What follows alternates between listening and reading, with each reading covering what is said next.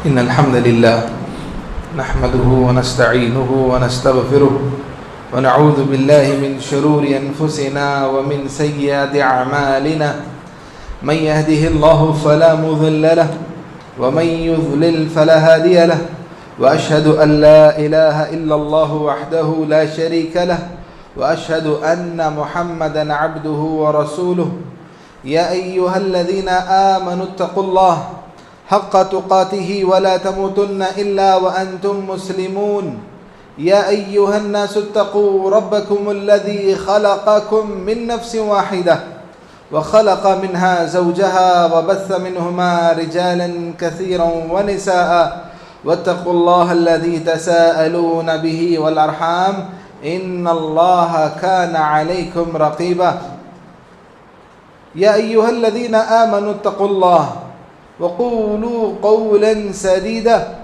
يصلح لكم أعمالكم ويغفر لكم ذنوبكم ومن يطع الله ورسوله فقد فاز فوزا عظيما أما بعد فإن خير الحديث كتاب الله وخير الهدي هدي محمد صلى الله عليه وسلم وشر الأمور محدثاتها وكل محدثة بدعة وكل بدعة ضلالة وكل ضلالة في النار وقال تعالى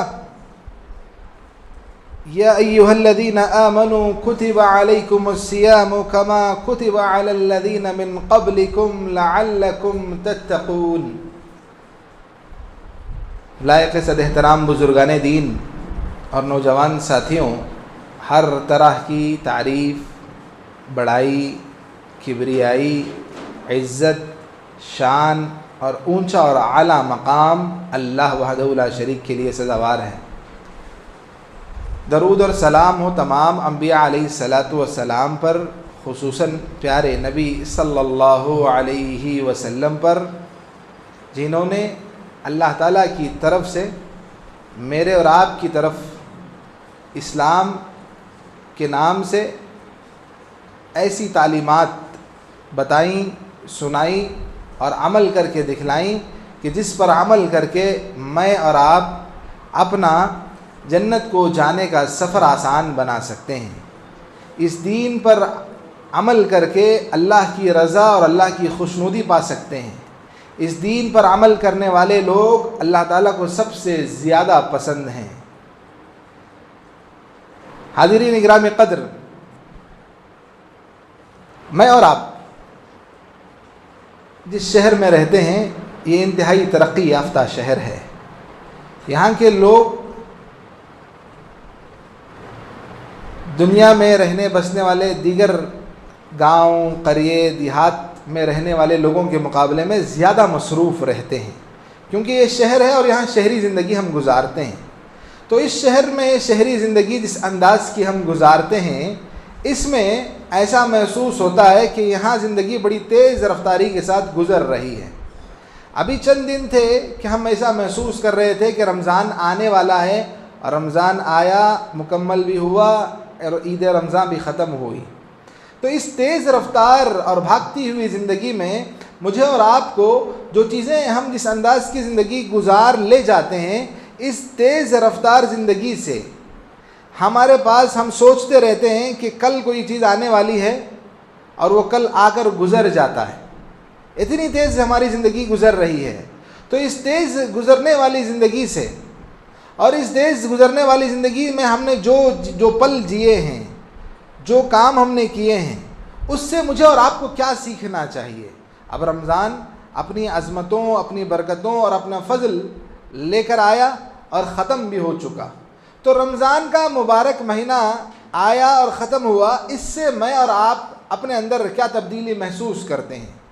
یہ رمضان کا مبارک مہینہ جو آیا اور ختم ہو چکا، گزر گیا، اس رمضان کے مہینے سے مجھے اور آپ کو کیا سیکھنا چاہیے، کیا سیکھ ہم کو اس مہینے سے لینی چاہیے، یہ آج کے ہمارے اس خطبے کا مختصر سا موضوع ہے. تو دیکھیں، رمضان کریم، رمضان مبارک، رمضان کا جو مبارک مہینہ آیا، رمضان کریم نہیں، رمضان مبارک، رمضان کا یہ جو مبارک مہینہ آیا، اس نے ہم کو بہت ساری چیزیں سکھائی. سب سے پہلی چیز جو یہ سکھائی کہ ہم کو صبر کرنا سکھایا، بھوک برداشت کرنا، پانی جو اللہ نے ہمارے لیے جائز قرار دیا، کھانا پینا جو اللہ نے ہمارے لیے حلال رکھا، اس کے باوجود بھی ہم کھانے پینے سے رکے رہے. تو اس سے بندے کے اندر صبر کا مادہ پیدا ہوتا ہے. بیوی جس کو اللہ نے ہمارے لیے جائز اور حلال کیا تھا، لیکن روزے کی حالت میں ہم نے اپنی بیوی کے قریب جانے سے روکے رہے. کیوں؟ کیونکہ یہ اللہ کا حکم تھا. تو اللہ کے احکامات کو بجا لانے کے لیے بندے کے اندر صبر ضروری ہے. تو رمضان کا مہینہ آیا، مجھے اور آپ کو صبر کا پیغام سکھا گیا. رمضان کا یہ جو مہینہ آیا، اس نے مجھے اور آپ کو یہ بھی سکھایا کہ اللہ کی مغفرت کتنی وسیع ہے. اللہ تعالیٰ بندوں پر کس قدر احسان کرتا ہے، ان کو معاف کرنے کے کتنے ذرائع اللہ تعالیٰ نے بنائے ہیں. یہ بھی اس رمضان کے مہینے سے ہم کو سیکھنے ملا. اس رمضان کے مہینے نے ہم کو یہ بھی سکھایا کہ اللہ کی عبادت میں اپنے جسموں کو کیسے تھکایا جاتا ہے، اپنے آپ کو اللہ رب العالمین کی رضا اور اس کی خوشنودی حاصل کرنے کے لیے کس انداز سے عبادتوں کا شوق اپنے اندر پیدا کیا جاتا ہے. یہ رمضان کے مبارک مہینے سے ہم نے سیکھا.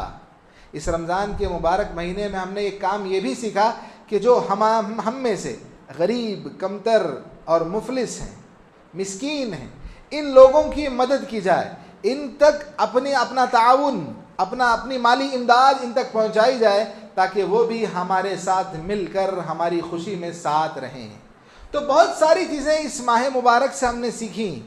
ان تمام سیکھی ہوئی چیزوں میں سب سے عظیم اور سب سے بڑی چیز جو مجھے اور آپ کو سیکھنا چاہیے، اللہ نے اسی مقصد کے لیے اس رمضان کے مہینے کو اس رمضان کے مہینے کے روزوں کو ہم پر فرض کیا تھا، وہ اسی مقصد کے تحت تھا. وہ مقصد کیا ہے؟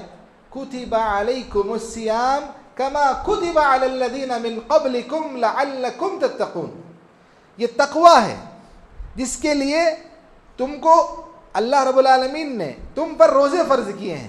تم سے پہلے والے لوگوں پر بھی روزے فرض تھے، تم پر بھی روزے فرض ہیں.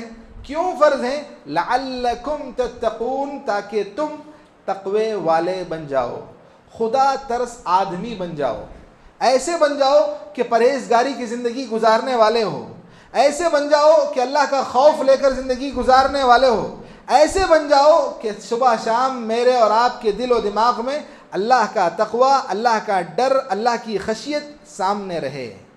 آپ اسلامی تعلیمات کے مختلف پہلوؤں پر غور کر کے دیکھیں، آپ کو اندازہ ہوگا کہ اسلام کی ایک ایک تعلیم اللہ رب العالمین نے شریعت اسلام میں جو بیان فرمائی ہے، اس کی کشادگی پر آپ کی نگاہ ہو تب آپ کو احساس ہوگا کہ رمضان کے مہینے کے روزے ہوں یا رمضان کے مہینے کے روزوں کے بعد جو عید آتی ہے، یا پھر عید قربان جو آتی ہے، عید الاضحیٰ، یا پھر یہ جو جمعہ، یہ بھی مومنوں کے حق میں اللہ رب العالمین نے بطور عید ہی رکھا ہے، یہ اس امت کے لیے انعام ہے.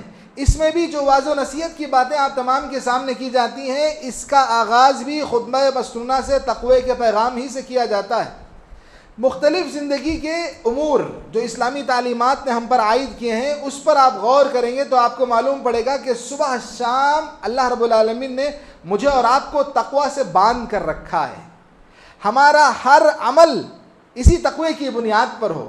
اللہ نے اس پوری دنیا کو جو بسایا ہے، اس دنیا میں لوگوں کو بسانے کے بعد انبیاء کو جو مبعوث فرمایا، مختلف قوموں، مختلف زبانوں اور مختلف علاقوں کی طرف اللہ نے جو ان کو بھیجا، اس بھیجنے کا مقصد بھی یہی بندوں کے اندر اللہ کا تقوی زندہ کرنا ہے. میرے اور آپ کے اندر پورے 12 مہینے جو گزارتے ہیں، ان 12 مہینوں کی زندگی میں اللہ رب العالمین جو ہم سے چاہتا ہے وہ یہی تقوی ہے. تو یہ تقوی جو چیز ہے، یہ کیا چیز ہے؟ یہ ہم موٹا موٹی جانتے ہیں کہ اللہ کے ڈر کو تقوی کہتے ہیں، لیکن اسی تقوی کے لیے اللہ رب العالمین سال میں ایک بار رمضان کا جو روزے لاتا ہے، عید قربان آتی ہے، اس کا مقصد بھی اللہ کا تقوی ہے. ہم جو کچھ عبادت کرتے ہیں، دیکھیں ہم بہت سارے انداز میں مختلف آدمی الگ الگ اپنی طاقت اور اپنی قوت اور اپنی صلاحیت، میری جسمانی طاقت الگ ہے تو میں پوری رات نماز پڑھوں. کسی کے پاس اللہ نے مال کی فراوانی دی تو وہ مال اللہ کی راہ میں بے دریغ خرچ کرتا ہے. کسی کے پاس اللہ تعالیٰ نے صلاحیت، علم و حکمت کی عطا فرمائی کہ وہ لوگوں کو تعلیم دیتا ہے. الگ الگ آدمی اللہ کے دین کی اور اللہ کی رضا کی خوشنودی کے کام کرتا ہے، لیکن ان تمام کاموں کا جو آدمی کرتے ہیں، ان تمام لوگوں کے کاموں کا مقصد یہی اللہ کا تقوی ہونا چاہیے۔ کیوں اللہ کا تقوی ہونا چاہیے؟ یہ اللہ کا تقوی کیا چیز ہے؟ ہم جانتے ہیں کہ اللہ کا ڈر کا نام اللہ کا تقوی ہے، لیکن ہم جس انداز کی زندگی گزارتے ہیں، ابھی ہم کو یہ محسوس ہوتا ہے کہ 8 دن پہلے، 4 دن پہلے، 6 دن پہلے ہمارا رمضان کا مہینہ مکمل ہوا۔ رمضان کا مہینہ جیسے ختم ہوا، شیطان کو جو بیڑیوں میں جکڑا گیا تھا، جہنم کے دروازے جو بند تھے، جنت کے دروازے جو کھولے جا چکے تھے، اب یہ ساری چیزیں تبدیل ہو گئیں۔ شیطان کو کھول دیا گیا، جہنم کے دروازے واپس سے کھول دیے گئے، تو اب جہنم کو جانے کا راستہ بندوں کے لیے شیطان آسان کر دیتا ہے۔ شیطان کے بہکاوے میں آ کر جو بندے زندگی گزارتے ہیں، ان کے لیے جہنم کو جانا شیطان آسان بنا دیتا ہے۔ اور ہم نے ابھی رمضان کے روزے رکھے، ان رمضان کے روزوں کی اصل سیکھ یا سب سے بڑا سبق یا سب سے بڑا جو پیغام مجھے اور آپ کو سیکھنا چاہیے تھا، وہ اللہ کا تقوی ہے۔ اگر ہم نے اللہ کا تقوی سیکھا تو ہم شیطان کی روش پر نہیں چلیں گے، جہنم کی راہیں جو اس نے آسان کر دی ہیں اس سے بچیں گے، جنت کی راہوں پر وہ جو اپنے ڈیرے بٹھائے ہوئے ہیں، لوگوں کو نیکی کی راہ سے جو روکنے کا مشن اس کا ہے، اس کو پار کر کے ہم جنت کی طرف آگے بڑھیں گے۔ یہ اس وقت ہو سکتا ہے کہ جب ہم رمضان کے روزوں کا حقیقی مقصد پا لیں، رمضان کے روزوں کا حقیقی مقصد مجھے اور آپ کو حاصل ہو جائے تو ہم متقی بنیں گے۔ متقی بنیں گے تو ہوگا کیا؟ جنت کا راستہ ہمارے لیے آسان ہوگا، نیکیاں کرنا ہمارے لیے انتہائی آسان ہوگا، جہنم اور شیطان کی راہوں پر چلنا ہمارے لیے دشوار ہوگا۔ یہ اس وقت ہوگا جب ہمارے اندر تقوی آئے گا۔ اب یہ تقوی کیا چیز ہے؟ اہل علم تقوی کی الگ الگ انداز سے تعریف کرتے ہیں، لیکن ایک جملے میں اگر میں تقوی کسے کہتے ہیں بتاؤں تو وہ یوں کہ اللہ کی رضا اور اللہ کی خوشنودی کے جتنے کام ہیں ان کو بجا لانا تقوی ہے۔ اللہ کو ناراض کرنے کے جتنے کام ہیں ان سے رک جانے کا نام تقوی ہے۔ اب رک کر اندازہ لگائیں، ہم اپنی زندگی میں اللہ کی رضا کے کتنے کام چھوڑ دیتے ہیں، جبکہ ایک متقی کو یہ چاہیے کہ وہ اللہ کی رضا کے مختلف جو کام ہیں ان کو بجا لائے اور اللہ کو ناراض کرنے والے کاموں سے رک جائے۔ اور ہم اپنی ذاتی زندگی میں، اپنی گھریلو اور ہماری معاشرتی اور ہماری جو خاندانی زندگی ہے، اس میں ہم دیکھیں گے کہ اللہ کو ناراض کرنے کے بے شمار کام ہم کرتے ہیں۔ تو اللہ کو ناراض کرنے کے کام بھی ہم کیے جا رہے ہیں اور اپنے دوسری طرف اپنے آپ کو متقی بھی سمجھ رہے ہیں، اور اللہ تعالیٰ نے جو ہم پر احسان کیا، رمضان کا مہینہ لایا، اس سے ہم نے کوئی حقیقی سبق نہیں لیا، تو ہمارا جینا، ہماری اس انداز کی زندگی گزارنا بیکار اور لایانی ہے، بیکار اور لایانی ہے۔ انبیاء کی دعوت کا نچوڑ بندوں کے اندر تقوی کی بیج کو زندہ کرنا۔ صحابہ کرام کی زندگیوں کا آپ پڑھیں، آپ کو اندازہ ہوگا اللہ کے نبی علیہ الصلوۃ نے تقوی کا وہ سبق ان کو پڑھایا تھا۔ مکہ کی زندگی میں اللہ کے نبی علیہ الصلوۃ نے صحابہ کے اندر ایسا تقوی جگایا، ان کے اندر ان کو تقوی کا وہ سبق پڑھایا کہ وہ پوری زندگی اسی تقوی کے نام پر زندہ تھے، وہ اسی تقوی کی نور سے اپنی زندگی گزارتے تھے۔ ہر وقت ان کے اندر اللہ کا خوف جاگزین رہتا تھا، اور اسی بنیاد پر آپ صحابہ کرام کی جو ہم دیکھتے ہیں کہ ان کا مقام اتنا اونچا ہے، وہ اس مقام اور مرتبے پر فائز ہیں کہ میں اور آپ اپنی پوری زندگی بھی عبادت کر لیں تو صحابہ کے مقام کو نہیں پہنچ سکتے۔ ان کو اس مقام تک پہنچنے کے لیے یہی تقوی کی سیڑھی نے سہارا دیا، اسی تقوی کی سیڑھی پر چڑھ کر وہ صحابہ کرام اپنے مقام اور مرتبے کو پہنچے ہیں۔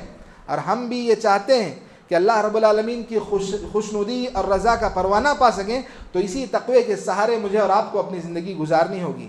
ابو طلحہ رضی اللہ تعالیٰ عنہ کے گھر میں شراب کی مجلس لگی ہوئی تھی، لوگ بیٹھے ہوئے تھے اور شراب پی رہے تھے، دور چل رہا تھا شراب کا۔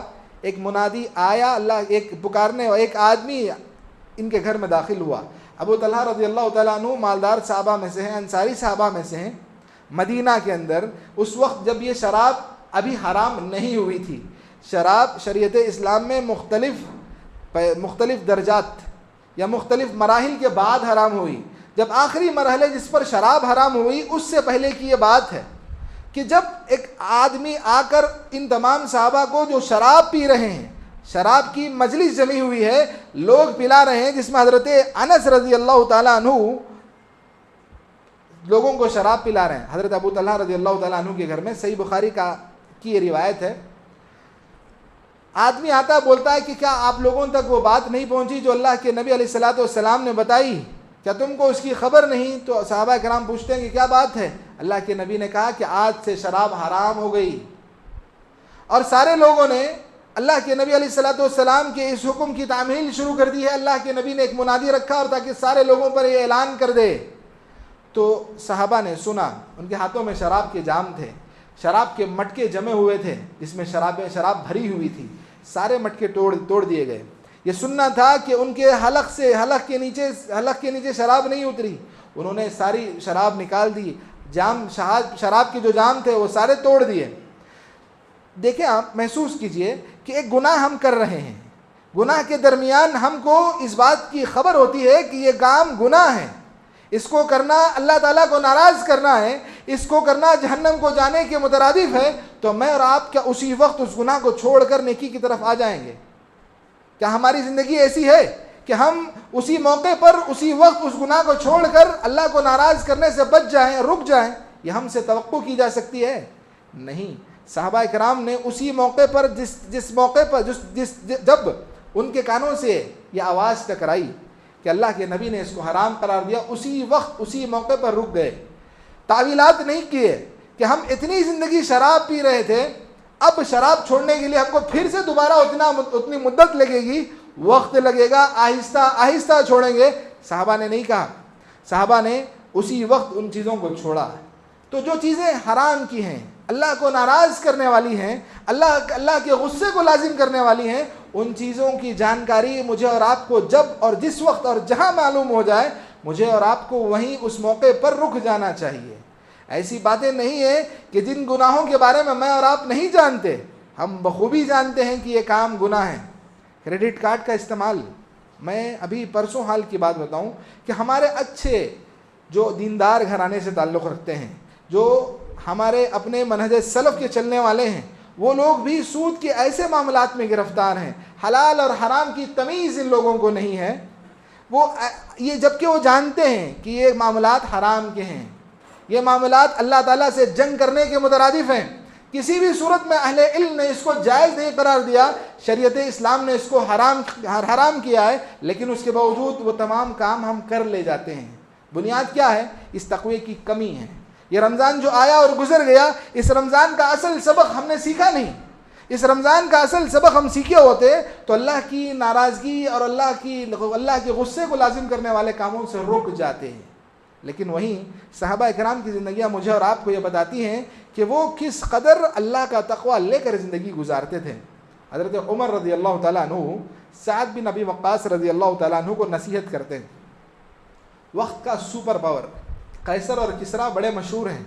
کسریٰ کو فتح کرنے کے لیے سعد بن ابی وقاص کو کمانڈر حضرت عمر نے بنایا اپنے دور میں، اور حضرت عمر رضی اللہ تعالیٰ عنہ سعد بن ابی وقاص کو کمانڈر ہیں پوری فوج کے، ان کو اور ان کی پوری فوج کو اس بات کی نصیحت کرتے ہیں، یا سعد اوصیکا ومن معک من الجند بتقوی اللہ، میں تم کو اور تمہارے لشکر کو اللہ کے تقوی کی وصیت کرتا ہوں، تم لوگ اللہ کا تقوی اختیار کرو، یہ اللہ کا تقوی ہے، اور دشمن کے گناہ ہیں جو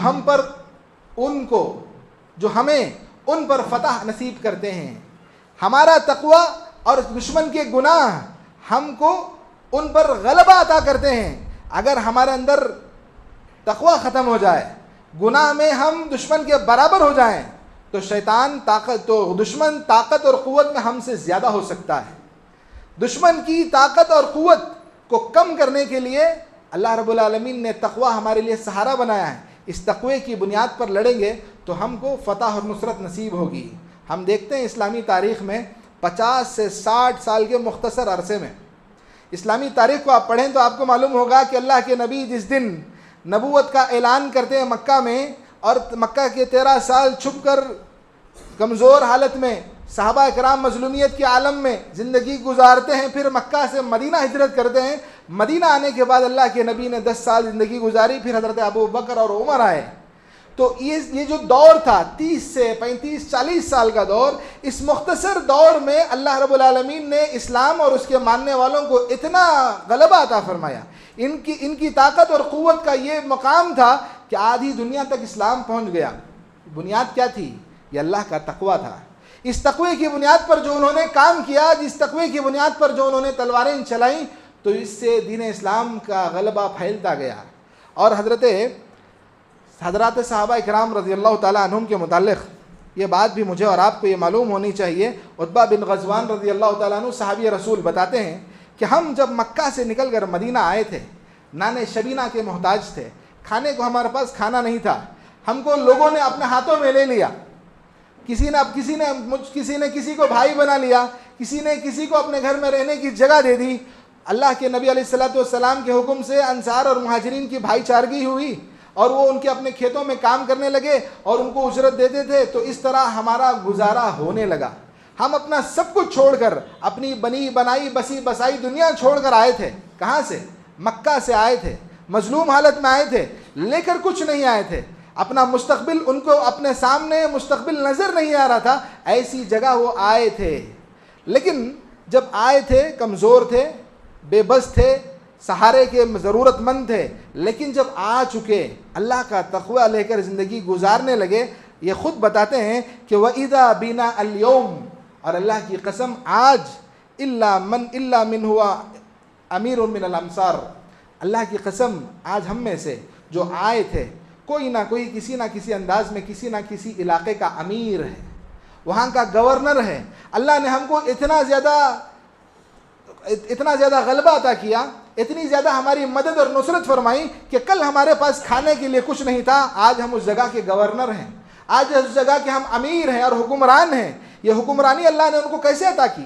اسی تقوی کی بنیاد پر جو انہوں نے اپنے پاس اللہ کے نبی علیہ الصلوۃ والسلام سے سیکھا تھا، اور یہ تقوی اللہ تعالیٰ نے ان کو اس وقت تک دیا تھا، اور یہ حکمرانی اور یہ گورنری اللہ رب العالمین نے ان کو اس وقت تک دی جب تک وہ لوگ تقوی کے پاسدار تھے۔ جب ان کا دامن تقوی سے داغدار ہونے لگا، تقوی ان سے چھوٹنے لگا، تو حکومتیں بھی آہستہ آہستہ ان سے چھوٹ گئیں۔ یہ صحابہ کی نہیں، صحابہ کے بعد کے ادوار کی میں بات کر رہا ہوں۔ تو یہ اسلامی تعلیمات جس کے اندر تقوی اپنے اندر ایک عظمت اور ایک اہم پیغام رکھتی ہے۔ تقوی اللہ رب العالمین کی طرف سے انسانوں کے لیے، مسلمانوں کے لیے ایک، دیکھیے شیطان کا مقصد انسان کو بہکانا ہے۔ جنت جو اللہ نے بنائی ہے، حضرت آدم اور حوا علیہ السلام کو اسی جنت سے نکالا گیا ہے، اور ہمارا مقصد اور ہمارا مقام اور ہمارا اصل ٹھکانہ وہی جنت ہے، اور ہم کو وہیں جانا ہے۔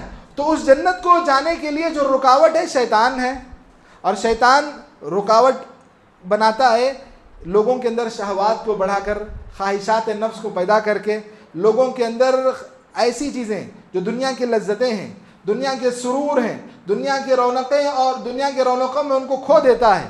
وہ ایسے مصروف ہو جاتے ہیں کہ وہ اسی دنیا کو اپنا سب کچھ سمجھتے ہیں۔ تو اس بنیاد پر بندہ اپنے اصل ٹھکانے کو چھوڑ کر شیطان کی دھوکے میں، اس کے فریب میں، اس کی چالاکیوں میں آ کر بندہ جہنم کی راہ پکڑ لیتا ہے۔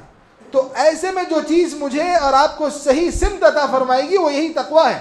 اللہ رب العالمین یہ بیان فرماتا ہے، ان الذین اتقوا اذا مسهم طائف من الشیطان۔